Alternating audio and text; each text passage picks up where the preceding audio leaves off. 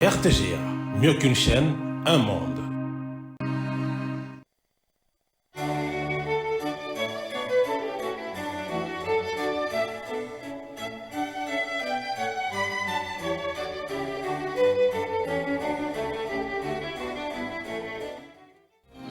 Ce journal vous est offert par Tango Protection.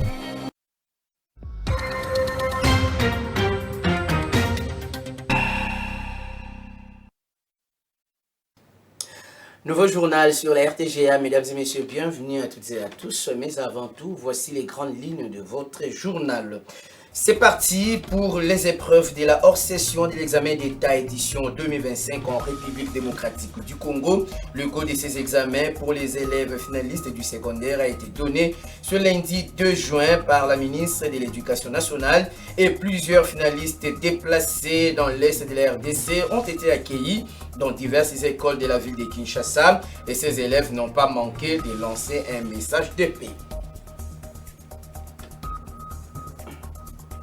Situation sécuritaire dans l'est de la RDC, Martin Fayoulou exige à Joseph Kabila de quitter la ville de Goma sous occupation de l'AFC M23. Cet opposant fustige et dénonce en même temps le comportement antipatriotique de l'ancien président de la République tout en invitant l'actuel chef de l'État, Félix Tshisekedi, à un dialogue direct entre fils et filles du pays pour une paix durable en RDC.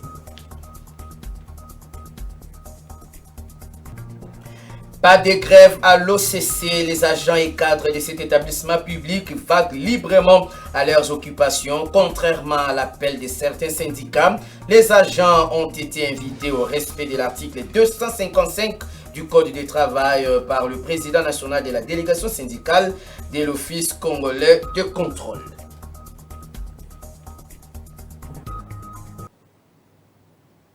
Vous avez bien fait de choisir la RTGA pour vous informer dans l'actualité début ce lundi 2 juin des épreuves hors session de l'examen d'État édition 2025 sur toute l'étendue du territoire national. La ministre d'État à l'Éducation nationale, Raissa Malou, a donné le coup d'envoi de ces épreuves à Kinshasa. Les élèves finalistes du secondaire ont entamé cette étape cruciale dans le calme et la détermination. À Kinshasa, par exemple, les premiers jours plutôt de ces épreuves des dissertation s'est déroulée dans de bonnes conditions, notamment au collège Saint-Joseph dans la commune de la Gombe. Une attention particulière a été portée aux finalistes déplacés de guerre accueillis dans différentes écoles du pays qui ont salué l'élan de la solidarité et les mesures de soutien prises par le gouvernement congolais. On fait le point dans ce reportage signé Elvis Sebama. Les élèves finalistes du secondaire ont entamé avec sérénité le premier jour de l'examen d'État hors session sur l'ensemble du territoire national. Au collège Saint-Joseph, situé dans la commune de Gombe à Kinshasa, les candidats ont exprimé leur satisfaction quant au bon déroulement de l'épreuve des dissertations. Dans une ambiance calme et disciplinée, plusieurs finalistes ont salué l'organisation mise en place. L'examen d'État s'est bien déroulé. Déjà aujourd'hui, c'est les premiers jours, on avait dissertation. Comme première épreuve, nous avons la dissertation. Et les sujets étaient de parler de la dépendance et l'indépendance. J'ai développé, donné quelques problématiques et à la fin, terminé par une conclusion. La stratégie est simple. J'ai utilisé plus la réflexion et les sujets que j'ai choisis étaient basés sur mon point de vue. Enfin, il y en a eu plein qui ont été proposés, je ne peux pas tous les citer. Mais ma réaction face à cela, quand j'ai vu ça, c'est quelque chose que j'ai étudié pendant des mois, je me suis préparé à ça. Donc, quand j'ai vu ça, j'avais pas d'émotion par rapport à cela et tout. Parmi les participants figurent également les élèves déplacés des zones en conflit, notamment en provenance des provinces du Nord et Sud Kivu, affectés par l'agression rwandaise menée par la rébellion du M23 AFC. Ils ont exprimé leur reconnaissance envers toutes les personnes et institutions qui ont facilité leur intégration scolaire dans les zones d'accueil. Naitwa Enoch Mulamba Norbert, nalitoka Bukavu, nalikuwa somea mwaka jana. Hasa probleme ya vita ndio ilifaa kunirudisha kule Bukavu, ile vita ya Rwanda. En guise de soutien aux élèves originaires des zones actuellement sous occupation, et l'AFC M23 notamment, les provinces du Nord et Sud Kivu, le gouvernement a décidé de les exempter de frais de participation à l'examen d'État 2025. Et dans la province éducationnelle Kasaï-Oriental 1, l'épreuve de dissertation a été lancée à partir de la ville de Mbujimaï par le gouverneur Augustin Moulemena. Plus de 23 000 candidats prennent part à ces épreuves hors session de l'examen d'État. Mbujimaï a exceptionnellement enregistré plus de candidats cette année. Suivez ce reportage. 9h en Mbujimaï, le gouverneur de province intérimaire arrive au complexe scolaire du 4 janvier. Après l'hymne national, le prophète symphorien Capitaine Pongo circonscrit l'événement du jour. Le lancement des épreuves de dissertation de la 58e édition de l'examen d'État dans notre province éducationnelle du Kasaï-Oriental 1. À cette épreuve hors session d'examen d'État, ce sont plus de 23 000 candidats, dont 8 000 filles, qui y sont attendus dans la province éducationnelle Kasaï-Oriental 1. Comparativement à l'édition passée, la ville de Mbujimaï connaît un léger accroissement du nombre de candidats à cette épreuve, souligne l'IPP Pierre Kabianda. Avec un total de 19 127 candidats, il se dégage une petite augmentation de 3 983 candidats, soit 20% en termes d'écart. Le gouverneur de province intérimaire qui a lancé ces épreuves hors session d'examen d'État au Kasaï-Oriental a appelé toutes les parties prenantes à cette organisation à plus de rigueur en vue de réaliser des résultats escomptés. Cette session sera placée sous les signes de la transparence et de la rigueur face à la tricherie et la corruption. Je demande à chacun de jouer convenablement sa partition. Juste après cette cérémonie, l'autorité provinciale a effectué la ronde de quelques centres d'examen d'État installés en Mbujimaï pour s'enquérir du bon déroulement de la dissertation. Au Kasaï central, près de 30 000 élèves finalistes des humanités prennent part aux épreuves hors session de l'examen d'État édition 2025. C'est le gouverneur de province Joseph Moïse Kamboulou qui a lancé ces examens en présence de plusieurs personnalités du secteur éducatif à Kananga. Solène Toumba Moufika pour le reportage. Je lance officiellement sur toute l'étendue de la province du Kasaï central les épreuves de la hors-session de l'examen d'État. C'est à partir de l'Institut technique de Katoka que le chef de l'exécutif provincial Joseph Moïse Kamboulou Konko a procédé au lancement des examens hors série édition 2025.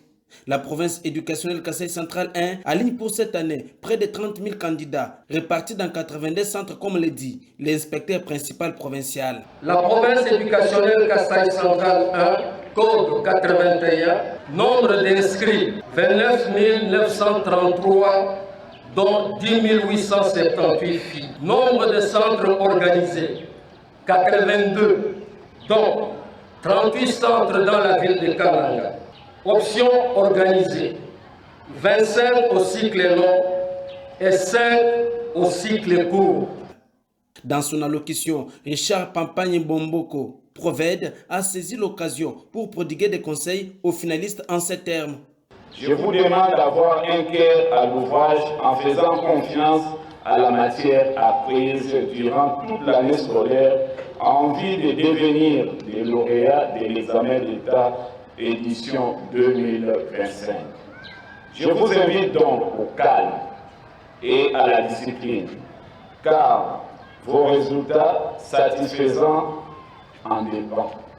Joseph Moïse Kamboulou Konko, gouverneur du Kasaï central, qui a procédé d'abord à l'ouverture de la malle contenant les carnets d'items et à la remise de ces carnets aux élèves, reste déterminé à combattre tout antivalère dans le chef des surveillants et chef des centres. J'ai besoin de chefs de centre qui soient véritablement des patriotes, qui soient patriotiques, nationalistes, conséquents et dignes de l'être, qui doivent placer sans tergiversation aucune les intérêts du pays au-dessus des intérêts égoïstes et personnels. Cette cérémonie, il faut le dire, s'est déroulée en présence d'une forte délégation du ministère national de l'Éducation nationale et Nouvelle Citoyenneté à Kananga pour cette fin. Et puis les finalistes déplacés des zones en proie à la guerre d'agression dans l'est de la RDC ont saisi cette occasion pour lancer un vibrant appel à la paix. Accueillis dans diverses écoles de la capitale, ces élèves venus notamment du Nord Kivu et du Sud Kivu ont non seulement exprimé leur gratitude envers ceux qui les ont soutenus, mais ont également plaidé pour une paix durable dans leur province d'origine, toujours sous occupation de la rébellion M23 AFC. À travers leur résilience, ces jeunes finalistes rappellent que l'éducation demeure un acte de résistance face à la violence. Suivez leur réaction au micro d'Elvis Seba. Je m'appelle Palou Koulango, élève de la 6e année à l'Institut Notre-Dame de Fatima. Je viens de Goma. J'ai vécu d'abord des moments difficiles à cause de la guerre et tout, mais je suis retrouvé encore ici. Je suis venu passer mes examens d'État. Aujourd'hui, je suis devant, comme vous voyez, Elika. C'est notre centre. Et je suis venu faire passer l'examen d'État comme les autres. Et gloire à Dieu, ça commence bien. Et espérons que ça va finir bien. Et j'encourage nos amis qui sont à Goma, qu'ils puissent avoir la force et l'encouragement de continuer à faire mieux. Parce qu'on est avec eux et on compte sur eux aussi. Et on est éduqués avec eux. Et surtout Goma, je tiens vraiment à remercier tous ceux qui soutiennent Goma et tous ceux qui nous soutiennent pendant les épreuves des examens de temps. Je vous remercie vraiment pour ça. J'encourage le déplacé de guerre premièrement à se sentir chez eux. Ils viennent de l'est du Congo et actuellement ils sont à l'ouest du Congo, donc à Kinshasa. Donc ce n'est qu'un seul pays. La différence est juste de province. Nous sommes des frères et sœurs, qu'ils vivent dans la même harmonie par rapport à celle de Goma, Bukavu et autres. Mais tandis qu'à ceux qui sont restés là-bas, ceux qui étudient et passent leurs épreuves sous les crépitements de balles ainsi que les détonations des artilleries et bombes, je leur encourage à très bien passer leurs examens. Nous sommes de cœur avec eux, de ne pas céder place au traumatisme.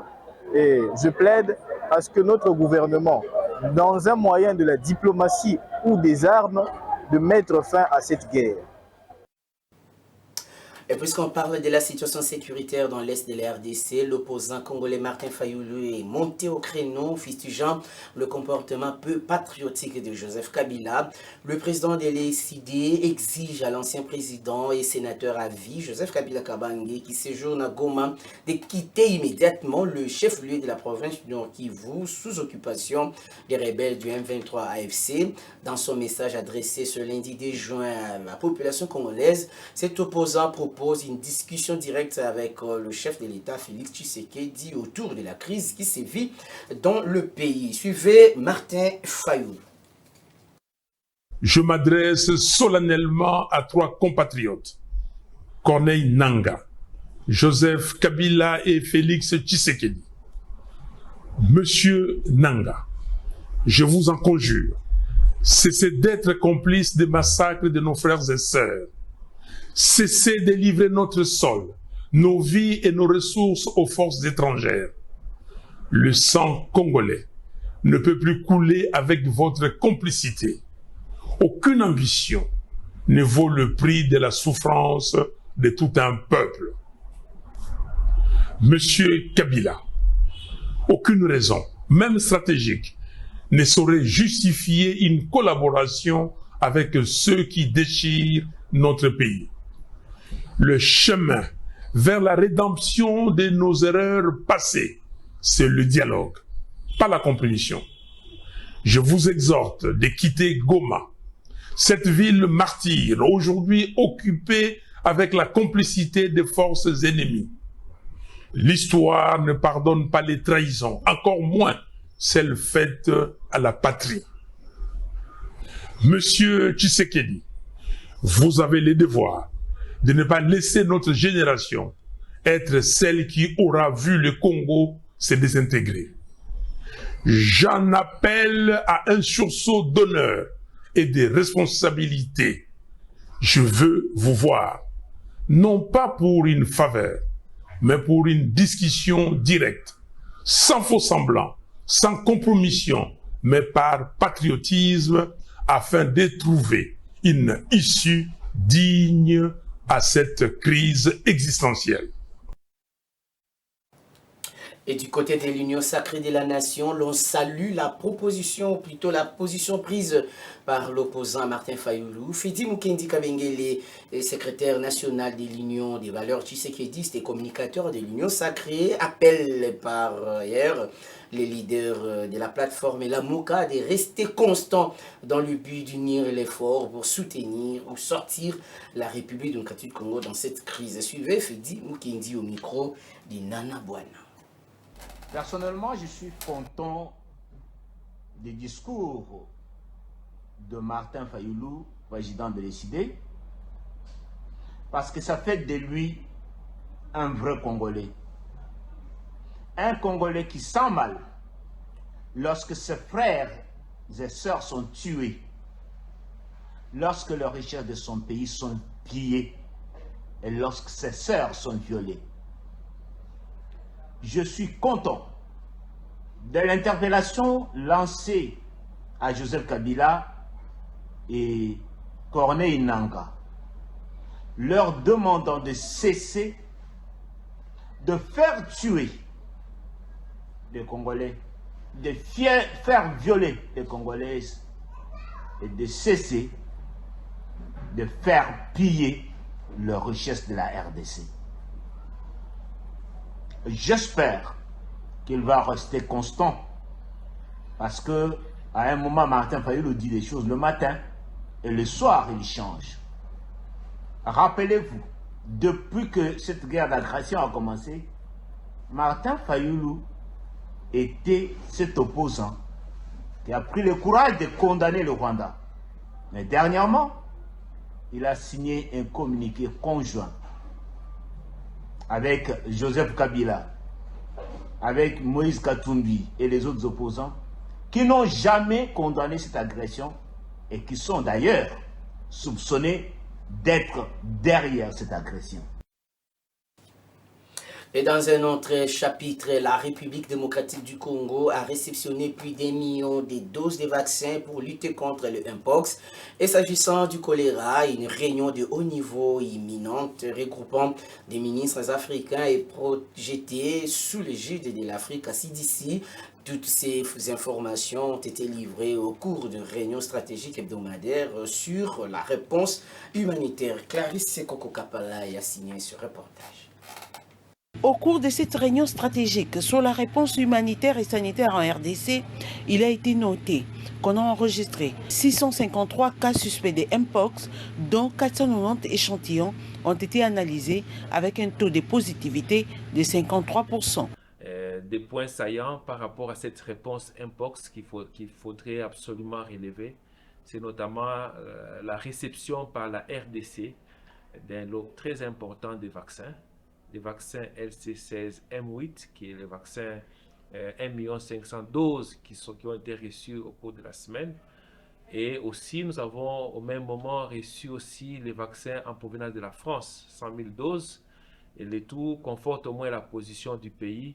Concernant la situation préoccupante du choléra au pays, le système de gestion de l'incident choléra a rapporté 2318 cas suspects au cours de la semaine qui s'est achevée avec une létalité générale d'environ 2% et 1% pour les cas confirmés. En rapport avec la mobilisation des ressources financières pour cette réponse demeure, heureusement qu'il y a une réunion de haut niveau qui est prévue dans quelques instants. C'est une réunion des ministres au niveau africain où les différents ministres de la santé publique, ministres de l'eau, ministres des finances vont se réunir sur Africa CDC pour que nous puissions déballer la situation du choléra à travers le continent. Concernant les inondations récentes à Kinshasa, le pays est entré en phase de décrue. Notons que cette réunion a également abordé le suivi de la vaccination et des redevabilités, une réunion technique dédiée à la redevabilité dont les campagnes de vaccination contre le choléra est prévue. Elle réunira les divisions provinciales, les zones de santé partenaires et techniques et financiers pour évaluer la remontée des données épidémiologiques et financières.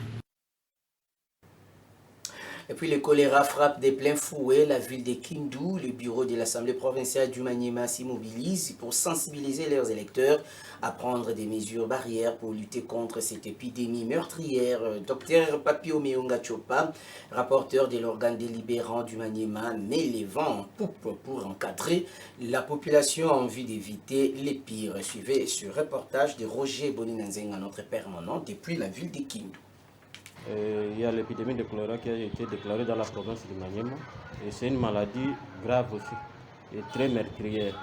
Mais dès qu'on observe qu'il y a l'émission de sel liquide avec une fréquence un peu plus élevée, à ce moment-là, il faut amener les malades ou bien la malade au centre de santé ou bien au niveau des circuits sanitaires les plus proches.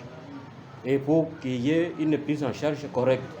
Il y a même des partenaires qui sont déjà dans la ville, qui interviennent et qui donnent les médicaments gratuitement. Ce qu'il faut encore retenir par rapport à ça, est que dès que quelqu'un tombe malade et qu'on traîne à la maison, la déshydratation s'installe le plus rapidement possible et qui conduit à la mort.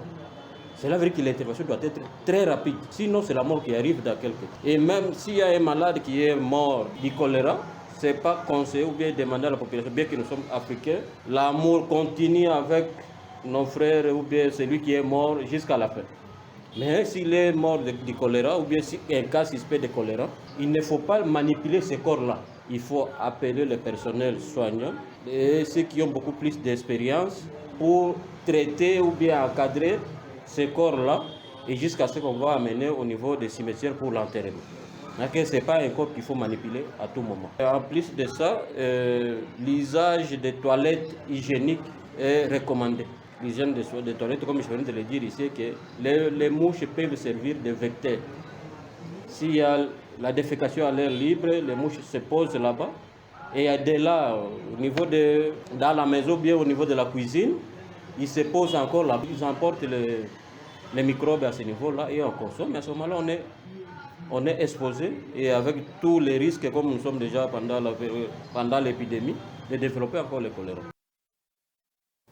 Quittons Kindu pour Kinshasa et je l'ai dit au sommaire, plus de peur que de mal, le calme règne en tout cas à l'Office congolais des contrôles.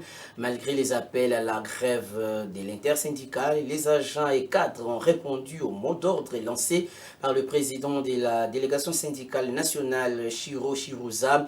Ils ont vaqué à leurs occupations en commençant par les directeurs généraux et madame les directeurs généraux adjoints qui ont accédé à leur bureau sans incident. Constat fait par Jacques Moulouba, Elvis Ebama et Guillaume Kakwende. L'ambiance est apaisée à l'Office congolais de contrôle après les appels à la grève lancés par une frange de l'intersyndicale. Ce lundi, les agents et cadres de l'institution ont, dans leur grande majorité, préféré suivre la ligne prônée par la délégation syndicale nationale, incarnée par son président, M. Chiro Chirouza. Dans une déclaration diffusée sur plusieurs chaînes de télévision, ce dernier a invité les travailleurs à ne pas céder à la manipulation, mais plutôt à faire confiance aux travaux de la commission mixte installée depuis le jeudi 29 mai 2025 à l'immeuble du cinquantenaire. Ces travaux visent à trouver des solutions concrètes aux revendications exprimées. Conformément à l'article 227 du Code du travail, la délégation syndicale nationale demeure la seule structure légalement reconnue pour représenter les travailleurs au sein de l'OCC. Si la matinée a commencé sous une atmosphère relativement tendue, la situation s'est normalisée aux alentours de 11h20. Malgré quelques tentatives d'intimidation et de bruit de vuvuzela, le directeur général de l'OCC, M. Etienne Chimanga Mutombo, ainsi que la directrice générale adjointe, Mme Christelle Mouabilou, ont pu accéder à leur bureau sans incident. Sur le fond, les discussions engagées portent déjà leurs fruits.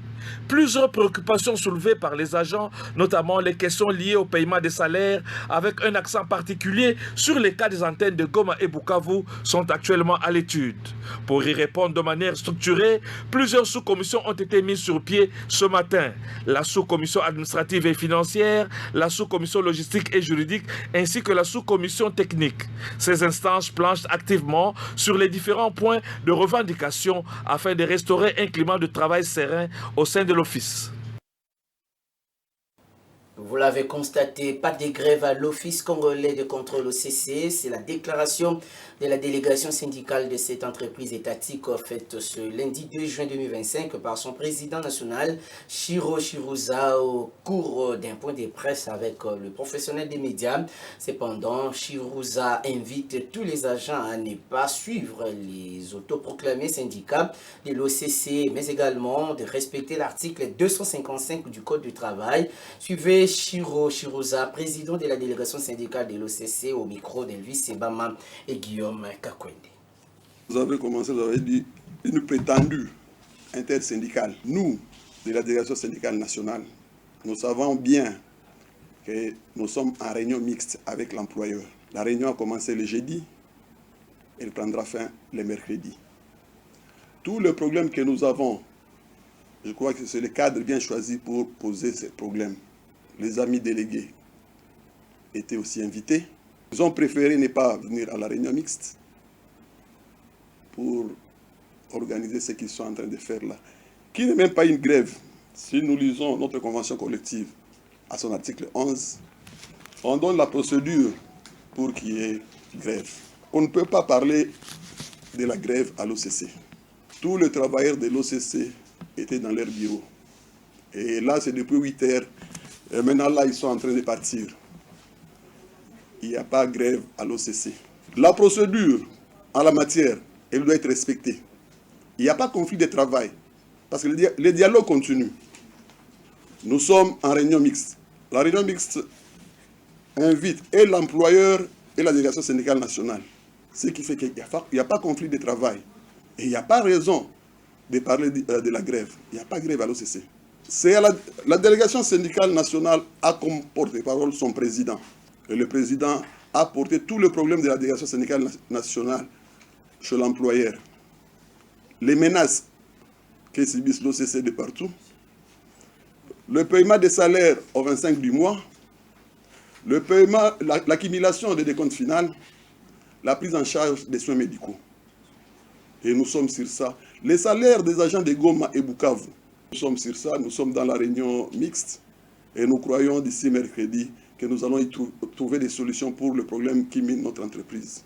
Nous demandons à l'ensemble du personnel de l'Office congolais de contrôle de se mettre au travail pour que nous puissions booster la production, pour que les grades qui nous ont été octroyés, les grades dits de cinquantenaire, soient payés facilement. D'un établissement public à un autre, les faits saillants ayant marqué l'exercice 2024 ainsi que les recommandations de la réunion mixte du 12 février 2024 sont les 2 points au centre de la réunion paritaire annuelle employeur-banque syndicale ouverte ce lundi à l'Office des routes pour le directeur général de cet établissement, Jano Kikanga Langoy, qui a donné le go de ces travaux. Il est temps que les différentes recommandations formulées dans le passé pour la bonne marche de l'Office des routes soient exécutées pour le bien des travailleurs. Reportage Fidèle Luzon. 4 jours durant, les dirigeants de l'Office des routes et les syndicalistes de cet établissement public se retrouvent autour d'une même table pour passer en revue les faits saillants ayant marqué l'exercice 2024 et évaluer les recommandations de la réunion mixte du 12 février 2024.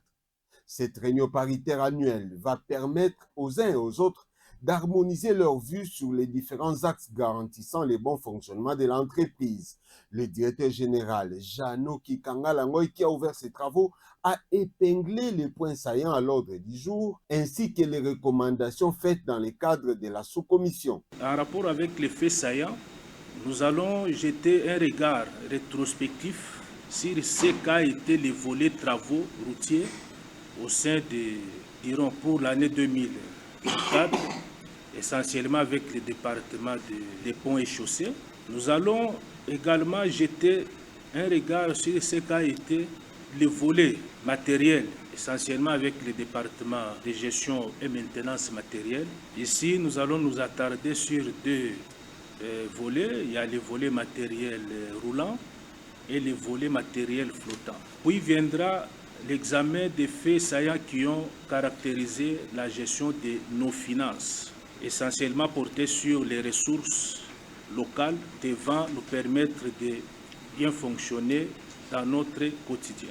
Après l'étape où l'analyse des faits, des questions liées aux finances, nous allons regarder aussi les questions qui concernent les ressources humaines, puis viendra la formation et les soins médicaux des agents et cadres de l'Office de l'État.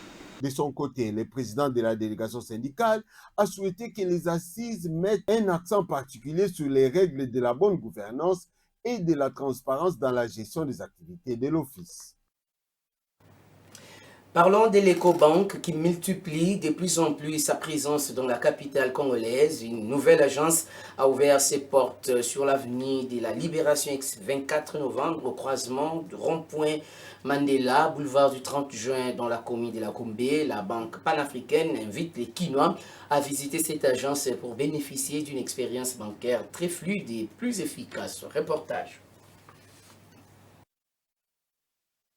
La banque panafricaine Ecobank réitère son engagement d'appuyer efficacement l'inclusion financière et la croissance économique en République démocratique du Congo. Tenace d'être encore plus rapprochée de sa clientèle, Ecobank élargit son champ d'action en inaugurant une agence de plus à Kinshasa sur rond-point Mandela, croisement avenue 24 novembre, boulevard du 30 juin, juste en face du saut de mouton. Cette nouvelle agence est le porte-étendard de toutes les agences Ecobank avec une vision digitale haut de gamme et très accessible afin de satisfaire et fidéliser les clients dans un partenariat gagnant-gagnant. Alassane Sorgo est directeur général de la Banque panafricaine. L'inauguration de l'agence de ce matin, c'est dans notre stratégie en termes de proximité vis-à-vis de nos clients, mais aussi surtout en termes d'amélioration des services et surtout en termes d'inclusion, puisque cette agence va permettre avec son niveau de digitalisation, d'avoir de plus grandes connexions.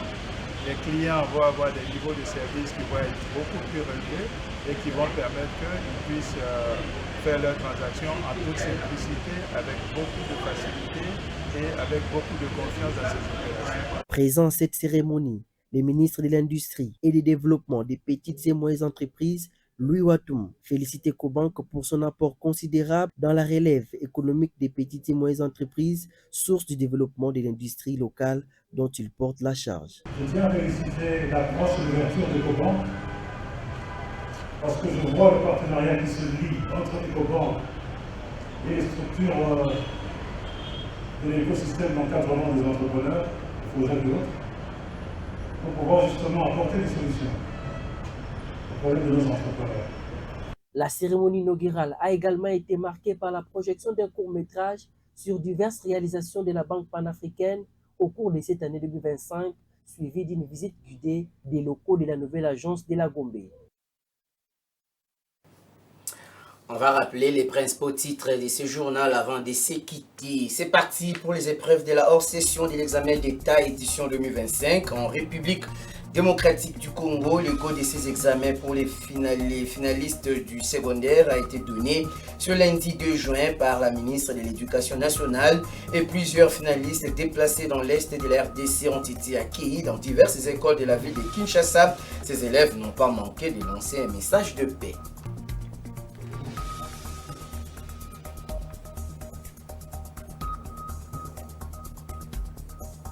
Et s'agissant de la situation sécuritaire dans l'est de la RDC, Martin Fayulu exige à Joseph Kabila de quitter la ville de Goma sous occupation de la FCM 23. Cet opposant fustige et dénonce en même temps le comportement antipatriotique de l'ancien président, tout en invitant l'actuel chef de l'État, Félix Tshisekedi, à un dialogue direct.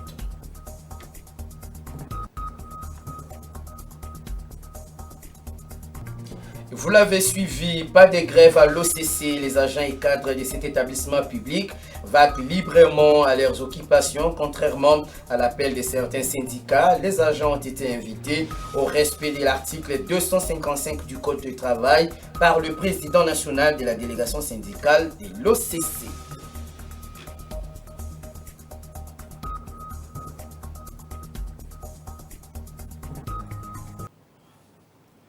Ainsi s'achève cette édition du journal. Merci à vous de l'avoir suivi et bonne suite des programmes sur les antennes de la RTGA. Au revoir.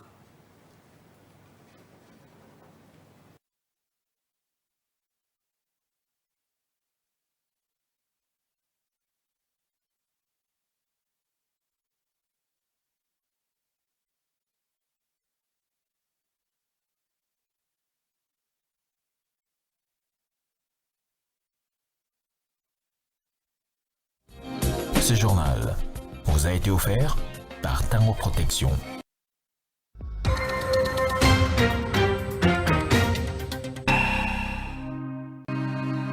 RTGA, mieux qu'une chaîne, un monde. RTGA.